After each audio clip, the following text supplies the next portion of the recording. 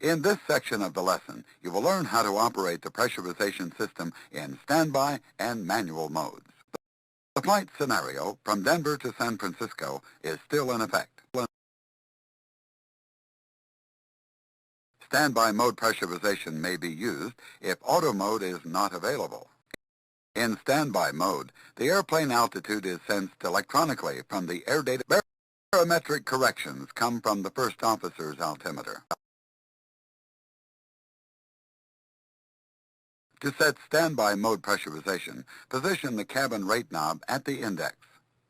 Now touch the cabin rate knob.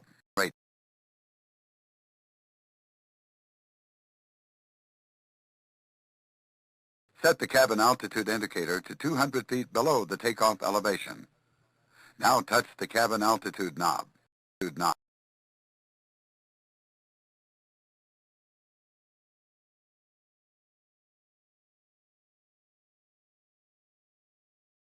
Position the flight ground switch to ground and set the mode selector to standby. Now touch the mode selector.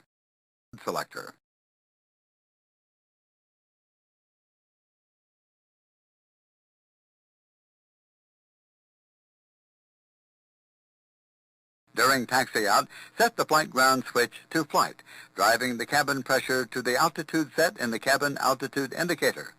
Now touch the flight ground switch.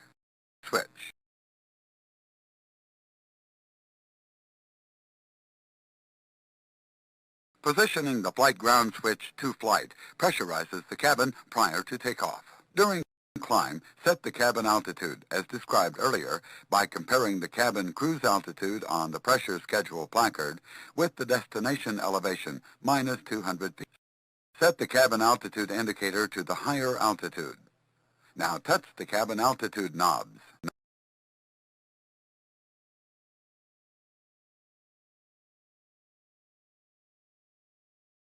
Prior to descent, set the cabin altitude indicator to 200 feet below the destination elevation. Now, touch the cabin altitude knobs.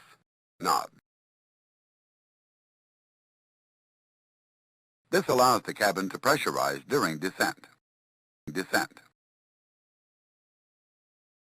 If necessary, during approach descent, adjust the cabin rate knob so the cabin pressure is 200 feet below the destination elevation before landing. During taxi-in, position the flight ground switch to ground to depressurize the airplane. Now touch the flight ground switch.